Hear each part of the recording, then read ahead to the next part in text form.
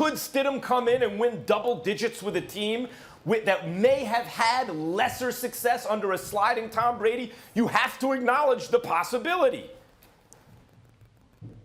Well, first of all, let me tell you what's possible. It's possible for Max Kellerman to look younger once he gets a crew cut haircut and shaves all that hair off his face. It's possible that Stephen A. Smith can have an afro with a hairline that moves 2 feet forward if I go to Hair Club for Men. It's possible that I could look like 20 years younger on the basketball court if this knee surgery ends up going well for me once I eventually have it. There's a whole bunch of possibilities, but that wasn't the damn question. Nobody said anything in the question about what's possible. The question is, are the Patriots better off without Tom Brady? And the answer is hell no. Not with no Jared Stidham, I can tell you that much. Not with Lacoste and N'Keal Harry, I can tell you that much. Not with not having a wide out, not without having a tight end. Without Tom Brady in the fold, hell no. There is no possibility. Let's be very, very clear about that. If the Patriots are going to be better, it's because they got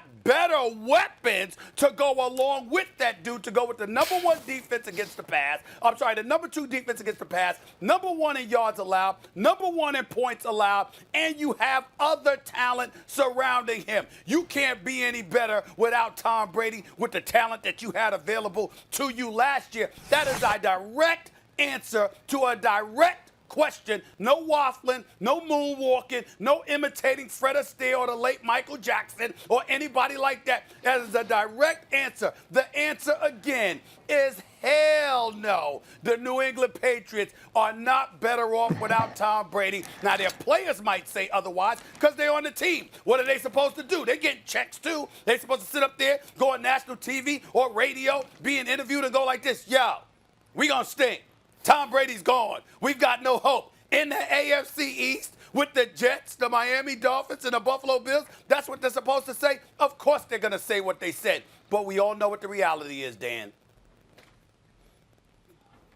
Stephen A., let me know when you get that knee surgery because I want to see you on the basketball court because I feel like I bust you up on a basketball court, man. I agree with you. In your dreams. I agree with you. In your dreams. Your wife might leave you after I get through with you on the basketball court. You must be crazy. I would bust you up, Stephen A. There's no chance that, Max, you honestly Stephen A. think forgets the that Patriots he's are in going his to be better 50s with a bad Tom Brady. shoulder in addition to the knee. I'll bust you up too, Max. No chance that the Patriots are better without Tom Brady. Let's look at the offense. First of all, we've all talked about their lack of weapons.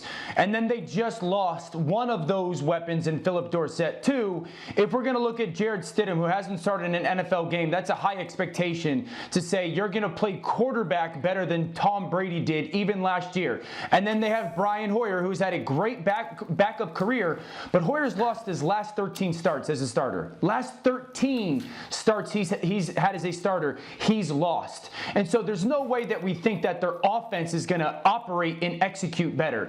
Now let's look at the defense that everyone wants to point to that was one of the best in the NFL last year, and many times rightfully so. Danny Shelton's gone. Kyle Van Noy, who's one of their most versatile and impactful players, is gone. Jamie Collins is gone. So almost 25% of that defense is on other teams. So that defense is going to be weaker than it was last year.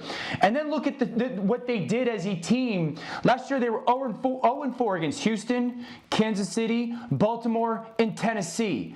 This year they play the hardest schedule in football. There's no way that we think a team that was 12-4 last year, but 3-3 against good teams, 500-plus teams, and 0-4 against the best teams in the AFC. There's no way that we think that team that lost their starting quarterback, 3 of their defensive players, 1 of their wide receivers, and is going to replace that quarterback with 2 players that one we know about in Brian Hoyer and one we don't know about. There's no way that we sit there and say they're going to be a better football team when they have the toughest schedule in football next season.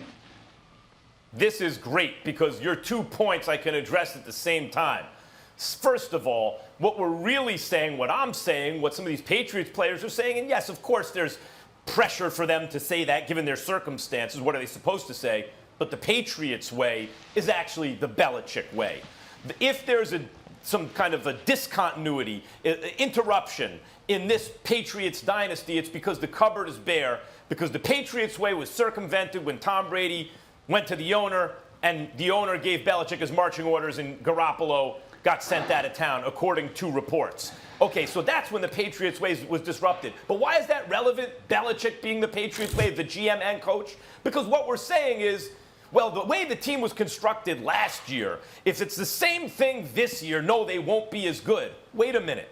But if they are as good, or better, then Stephen A. turns around and says that's only because now there are additional weapons. Stephen A., that's a religious point of view in the sense that you have an undisprovable hypothesis. No matter what, you can't be wrong. Sorry, if the Patriots do better this year than they did last year, that indicates they were better off with Tom Brady. It's some evidence, especially if Brady doesn't exceed that with the Bucs. The point is, Belichick as GM constructs a team he allocates resources. This is how I can best put us in a position to win the most games. And then as a coach, puts those pieces in position. When you have an expensive and aging quarterback, there's only so much you can do. Now there's an upcoming draft. They don't have a lot of money to spend in free agency. Let's see what Belichick does. If he even comes close to his win total from last year, based on what you guys are saying, that's amazing, right? Because according to you guys, there's no way it can happen. Let's see what happens, because the Patriots way is still in Foxborough.